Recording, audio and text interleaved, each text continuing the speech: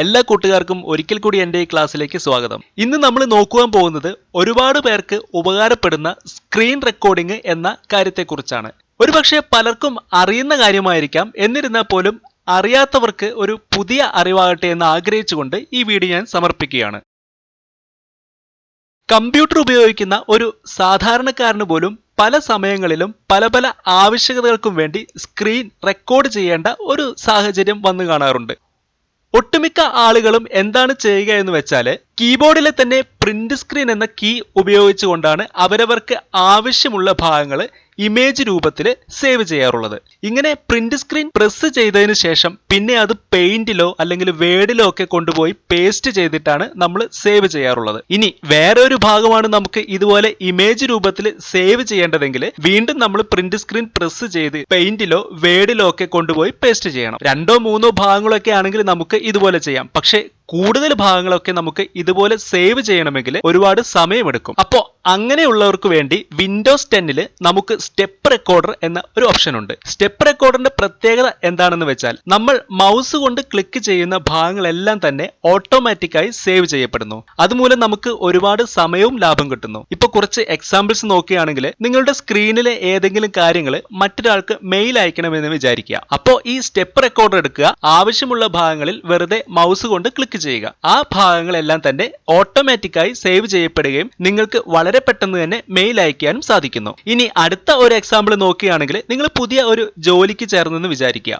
എന്തായാലും നമ്മൾ കാര്യങ്ങളെല്ലാം പഠിച്ചെടുക്കുമ്പോഴേക്കും മിനിമം 1 മാസമെങ്കിലും സമയമെടുക്കും. അവിടെ നിങ്ങൾ കമ്പ്യൂട്ടറുകളിൽ എന്തെങ്കിലും കാര്യങ്ങളൊക്കെ ചെയ്യാനുണ്ടെങ്കിൽ പഠിപ്പിച്ചു തരുമ്പോൾ തന്നെ ഈ സ്റ്റെപ്പ് റെക്കോർഡർ ഓൺ ചെയ്തിടുക. അപ്പോൾ നിങ്ങൾക്ക് പഠിപ്പിച്ചു തരുന്ന ആൾ മൗസ് കൊണ്ട് എവിടെയെല്ലാം ക്ലിക്ക് ചെയ്യുന്നുവോ അതെല്ലാം ഇമേജ് രൂപത്തിൽ തന്നെ സേവ് ചെയ്യപ്പെടും. പിന്നീട് നിങ്ങൾക്ക് എപ്പോഴെങ്കിലും ഈ പഠിപ്പിച്ചു തന്ന കാര്യങ്ങൾ ചെയ്യേണ്ട ഒരു സാഹചര്യം വന്നാൽ ഒരുപക്ഷെ നിങ്ങൾ അതൊക്കെ മറന്നു പോയിട്ടുണ്ടാകും അന്ന് പറഞ്ഞു തന്നതൊക്കെ. അപ്പോൾ നമുക്ക് അന്ന് സേവ് ചെയ്തു വെച്ച ആ ഫയൽ ഓപ്പൺ ചെയ്താൽ ഏതൊക്കെയാണ് സ്റ്റെപ്പുകളെന്ന് ഓർത്തെടുത്ത് വളരെ ഈസി ആയിട്ട് ചെയ്യുവാൻ സാധിക്കും. ഈ 2 എക്സാമ്പിൾസ് നിങ്ങൾക്ക് മുന്നിൽ ഷെയർ ചെയ്തത് എന്താണെന്ന് വെച്ചാൽ ഈ ഒരു ഓപ്ഷനെ പറ്റി അറിയുന്ന എൻ്റെ ഒരുപാട് സുഹൃത്തുക്കൾ മേൽപ്പറഞ്ഞ കാര്യങ്ങളിലൊക്കെ ഈ സ്റ്റെപ്പ് റെക്കോർഡർ ഉപയോഗിക്കാറുണ്ട്. ഇനി എങ്ങനെയാണ് നമുക്ക് ഈ സ്റ്റെപ്പ് റെക്കോർഡർ ഉപയോഗിക്കുക എന്ന് നോക്കാം. ഞാൻ വിൻഡോസ് 10 ഓപ്പറേറ്റിംഗ് സിസ്റ്റത്തിലാണ് ഈ സ്റ്റെപ്പ് റെക്കോർഡർ കാണിച്ചു തരുവാൻ പോകുന്നത്.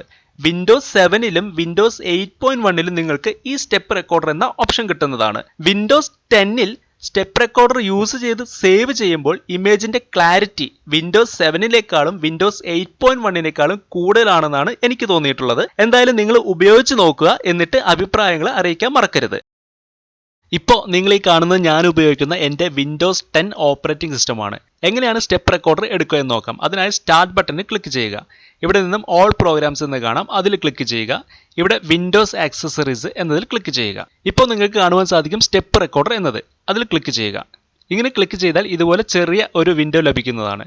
ഞാനിത് ക്ലോസ് ചെയ്യുന്നു. നമുക്ക് മറ്റൊരു രീതിയിൽ കൂടി ഈ സ്റ്റെപ്പ് റെക്കോർഡർ ഓപ്പൺ ചെയ്യാം. അതിനായി ഞാൻ സെർച്ച് ബാറിൽ വന്ന് PSR എന്ന് ടൈപ്പ് ചെയ്യുന്നു.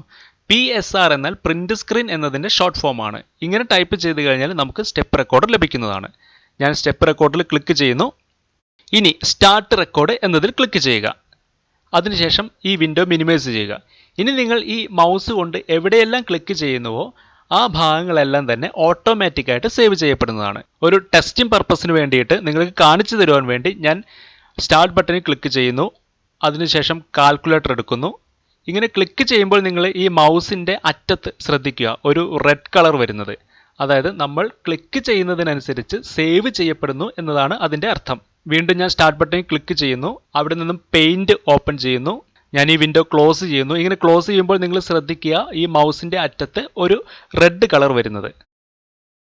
അതായത് സേവ് ചെയ്യപ്പെടുന്നു എന്നതാണ് അതിൻ്റെ അർത്ഥം. വീണ്ടും ഞാൻ സ്റ്റാർട്ട് ബട്ടൺ എടുക്കുന്നു.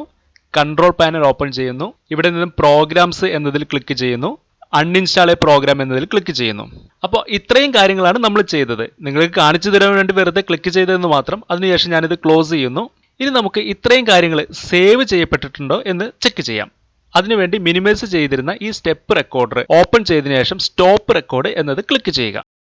ഇപ്പോൾ നിങ്ങളുടെ മുന്നിലേക്ക് ഒരു വിൻഡോ വരുന്നത് കാണാം. ഈ വിൻഡോയിൽ മൗസ് കൊണ്ട് ക്ലിക്ക് ചെയ്ത എല്ലാ കാര്യങ്ങളും തന്നെ വന്നിട്ടുണ്ടായിരിക്കും. നമുക്കതൊന്ന് ചെക്ക് ചെയ്യാം. ഇവിടെ ഇങ്ങനെ ഗ്രീൻ കളറിൽ കാണിക്കുന്നത് നമ്മൾ മൗസ് കൊണ്ട് എവിടെയാണ് ക്ലിക്ക് ചെയ്യുന്നത് എന്ന് ഇൻഡിക്കേറ്റ് ചെയ്യുന്നതാണ്. ഇവിടെ നിങ്ങൾക്ക് കാണാം നമ്മൾ ആദ്യത്തെ സ്റ്റെപ്പ് നമ്മൾ ചെയ്തിരുന്നത് സ്റ്റാർട്ട് ബട്ടണിൽ ക്ലിക്ക് ചെയ്യുകയായിരുന്നു. അതിനുശേഷം കാൽക്കുലേറ്ററിൽ ക്ലിക്ക് ചെയ്തു. നമുക്ക് താഴേക്കൊന്ന് വന്നു നോക്കാം. അതിനുശേഷം ഞാൻ ആ കാൽക്കുലേറ്റർ ക്ലോസ് ചെയ്തു. അതാണ് ഈ ഗ്രീൻ ലൈനിൽ കാണിക്കുന്നത്. വീണ്ടും ഞാൻ സ്റ്റാർട്ട് ബട്ടണിൽ ക്ലിക്ക് ചെയ്തു. അതിനുശേഷം ഞാൻ പെയിന്റ് ഓപ്പൺ ചെയ്തു. പെയിന്റ് ക്ലോസ് ചെയ്യുന്നു. അങ്ങനെ ഞാൻ ചെയ്ത എല്ലാ സ്റ്റെപ്പുകളും തന്നെ നമുക്ക് ഇവിടെ കാണുവാൻ സാധിക്കും. അവസാനമായി നമ്മൾ ചെയ്ത പ്രോഗ്രാംസ്, അതുപോലെ അൺഇൻസ്റ്റാൾ എ പ്രോഗ്രാം എന്നതെല്ലാം നമുക്ക് ഇവിടെ വളരെ വ്യക്തമായിട്ട് തന്നെ കാണുവാൻ സാധിക്കുന്നു. നിങ്ങൾക്ക് ഇതെല്ലാം ഇനി വലിയ ഇമേജുകളായിട്ട് കാണണമെന്നുണ്ടെങ്കിൽ ഈ ഇമേജിന്റെ മുകളിൽ മൗസിന്റെ ആരോ വെച്ചതിന് ശേഷം ഡബിൾ ക്ലിക്ക് ചെയ്യുക. ഇങ്ങനെ ഡബിൾ ക്ലിക്ക് ചെയ്ത് കഴിഞ്ഞാൽ ആ ഇമേജുകൾ വലുതാകുന്നതാണ്. ഏതൊക്കെ ഇമേജുകളാണോ നിങ്ങൾക്ക് വലുതാക്കേണ്ടത് അതിനനുസരിച്ച് എല്ലാ ഇമേജിലും പോയി വലുതാക്കി കൊടുക്കുക.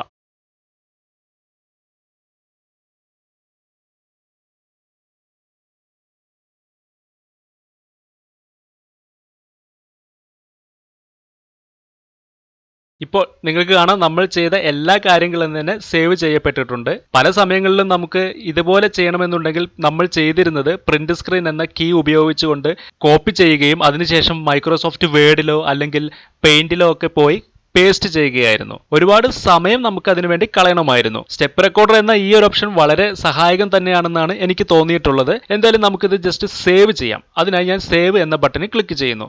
ഞാനിപ്പോൾ തൽക്കാലം ഡെസ്ക്ടോപ്പിലാണ് സേവ് ചെയ്യുന്നത്. ഇമേജ് എന്ന പേരിൽ സേവ് ചെയ്യുന്നു.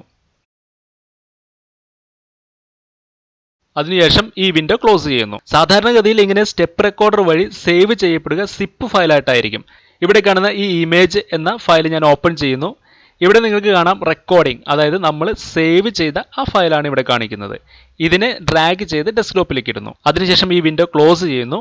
നമുക്കിനി ഈ ഫയൽ ഒന്ന് ഓപ്പൺ ചെയ്ത് നോക്കാം. ഈ ഫയൽ ക്ലിക്ക് ചെയ്ത് കഴിഞ്ഞാൽ ഓപ്പൺ ആകുന്നത് ഇന്റർനെറ്റ് എക്സ്പ്ലോറർ എന്നതിലൂടെ ആയിരിക്കും. നമുക്കിനി ഇത് വേർഡിലേക്കോ അല്ലെങ്കിൽ എക്സലിലേക്കോ പെയിന്റിലേക്കോ ഒക്കെ മൂവ് ചെയ്യിക്കണമെന്നുണ്ടെങ്കിൽ ഈ വിൻഡോ ക്ലോസ് ചെയ്യുക. അതിനുശേഷം ഈ സേവ് ചെയ്ത ഫയൽ മൗസിന്റെ റൈറ്റ് ബട്ടൺ ക്ലിക്ക് ചെയ്ത് ഓപ്പൺ വിത്ത് എന്നത് എടുക്കുക. അതിനുശേഷം നിങ്ങൾക്ക് ആവശ്യമുള്ള ആപ്ലിക്കേഷൻ ഏതാണോ അത് ഇവിടെ നിന്നും സെലക്ട് ചെയ്ത് ക്ലിക്ക് ചെയ്യുക. ഞാനിപ്പോൾ നിങ്ങൾക്ക് മനസ്സിലാക്കി തരുവാൻ വേണ്ടി മൈക്രോസോഫ്റ്റ് വേർഡ് എന്നത് സെലക്ട് ചെയ്യുന്നു. ഇപ്പോൾ മൈക്രോസോഫ്റ്റ് വേർഡ് ഓപ്പൺ ആയി വന്നിട്ടുണ്ട്. ഇവിടെ നമുക്ക് നെക്സ്റ്റ് എന്നത് ക്ലിക്ക് ചെയ്യാം. നമ്മൾ ചെയ്ത കാര്യങ്ങളെല്ലാം തന്നെയാണ് ഇവിടെ കാണിക്കുന്നത്.